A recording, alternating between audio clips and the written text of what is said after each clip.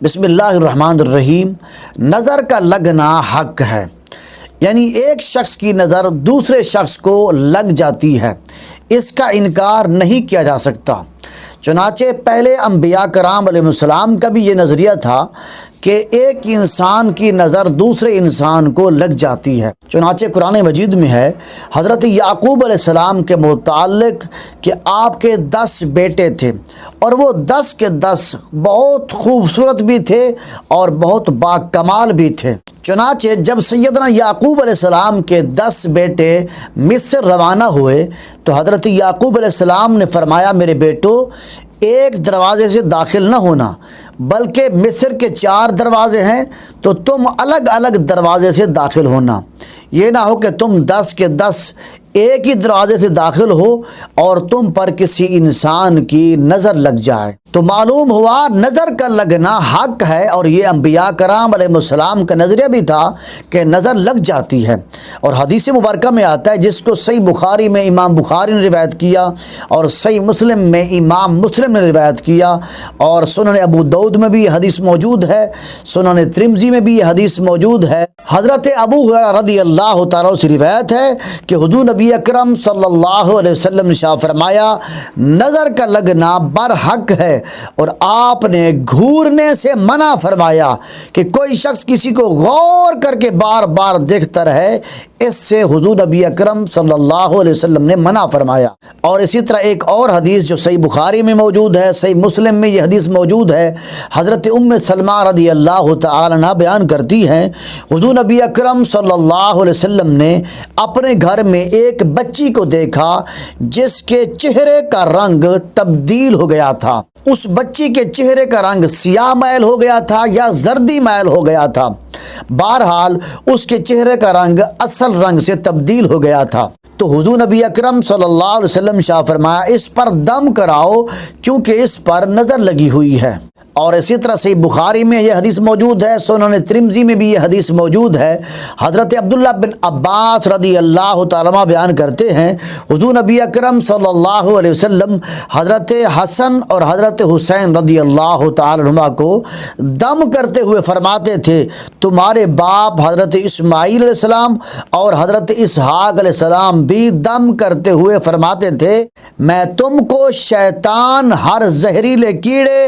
اور نظر لگنے والی آنکھ سے اللہ کی پناہ میں دیتا ہوں۔ اور اسی طرح جامع ترمذی میں یہ حدیث موجود ہے، حضرت اسماء بنت امیس رضی اللہ تعالی عنہ بیان کرتی ہیں، میں نے عرض کیا، یا رسول اللہ صلی اللہ علیہ وسلم، حضرت جعفر کی اولاد پر نظر بہت جلد لگتی ہے، کیا میں اس پر دم کرایا کروں؟ آپ نے فرمایا، ہاں، اگر کوئی چیز تقدیر پر سبقت کر سکتی ہے تو وہ نظر ہے، یعنی نظر بد تقدیر پر سبقت کر سکتی ہے۔ ان تمام روایات کو مد نظر رکھتے ہوئے خلاصہ کلام یہ ہے کہ نظر کا لگنا حق ہے۔ اس لیے بعض اوقات ایسا ہوتا ہے کہ صبح صبح بچے نہلا کر چینج کر کے اسکول کی تیاری کر کے جا رہے ہوتے ہیں، والدین دیکھتے ہیں، کہتے ہیں ہمارا بچہ تو بڑا خوبصورت ہے، حسین و جمیل ہے، تو والدین کی نظر بھی اپنے بچے کو لگ جاتی ہے۔ اور کبھی کبھار ایسا بھی ہوتا ہے کہ بندہ خود نہا کر چینج کر کے، چاہے مرد ہو یا عورت ہو، آئینے کے سامنے، شیشے کے سامنے کھڑے ہو کر دیکھتا ہے، وہ اپنے آپ کو خوبصورت دیکھتا ہے، تو ماشاء اللہ لا قوت الا باللہ اگر نہ پڑھے تو اس کی اپنی نظر اپنے آپ کو بھی لگ جاتی ہے۔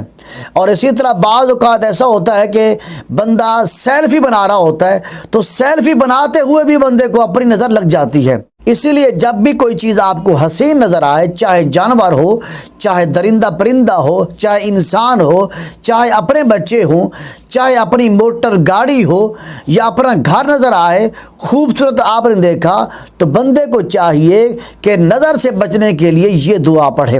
تبارک اللہ احسن الخالقین اللہم بارک فیہ۔ جب یہ دعا پڑھ لے گا تو انشاءاللہ اس کی نظر اس کو نہیں لگے گی۔ اسی طرح اگر کسی کو نظر بد لگ جائے تو اس کے اتارنے کا طریقہ یہ ہے کہ آپ ان دعاؤں کو یاد کر کے پڑھا کریں۔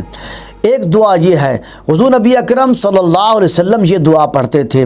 اعوذ بکلمات اللہ التامات من کل شیطان وہامۃ ومن کل عین لامہ، اور یہ کلمات بھی پڑھ سکتا ہے، اعوذ بکلمات اللہ التامات کلھا من شر ما خلق، اور اسی طرح ان کلمات کو بھی پڑھ لے، بسم اللہ الذی لا یضر مع اسمہ شیء فی الارض ولا فی السماء وہو السمیع العلیم۔ ان دعائیہ کلمات کو 3 مرتبہ صبح اور 3 مرتبہ شام کو جو شخص پڑھ لے گا انشاءاللہ اس کو نظر بد نہیں لگے گی۔ اور قرآن مجید کی آخری 2 صورتیں جو ہیں، قل اعوذ برب الفلق اس کو اور قل اعوذ برب الناس، ان 2 صورتوں کو 3 مرتبہ صبح اور 3 مرتبہ شام کو جو پڑھ لے گا انشاءاللہ ایسے شخص کو نظر بد نہیں لگے گی۔